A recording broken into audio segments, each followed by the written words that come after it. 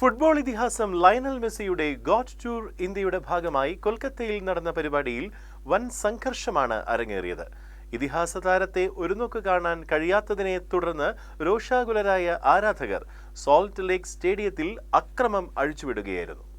അതേസമയം സംഭവത്തിൽ ഇവന്റിന്റെ മുഖ്യ സംഘാടകൻ സത്രാദു ദത്തയെ പോലീസ് അറസ്റ്റ് ചെയ്തു. പരിപാടിയുടെ നടത്തിപ്പിലെ അപാകതകൾ ചൂണ്ടിക്കാട്ടി എഫ്ഐആർ രജിസ്റ്റർ ചെയ്തതിനെ തുടർന്നാണ് ഇയാൾ അറസ്റ്റിലായത്. ടിക്കറ്റിന്റെ പണം തിരികെ നൽകാൻ സംഘാടകർ സമ്മതിച്ചിട്ടുണ്ടെന്നും ഇത് നടപ്പിലാക്കുന്നത് നിരീക്ഷിക്കുമെന്നും പോലീസ് അറിയിച്ചു. രാവിലെ 11:15 കൊൽക്കത്തയിലുള്ള യുവഭാരതി സോൾട്ട് ലേക്ക് സ്റ്റേഡിയത്തിൽ മെസ്സി എത്തിയത്.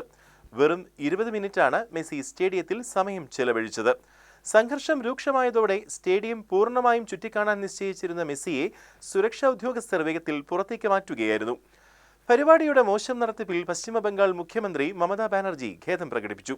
സംഭവത്തെക്കുറിച്ച് അന്വേഷണം നടത്താൻ വിരമിച്ച ജസ്റ്റിസ് അസിം കുമാർ റേയുടെ അധ്യക്ഷതയിൽ അന്വേഷണ സമിതിക്ക് മുഖ്യമന്ത്രി ഉത്തരവിട്ടു.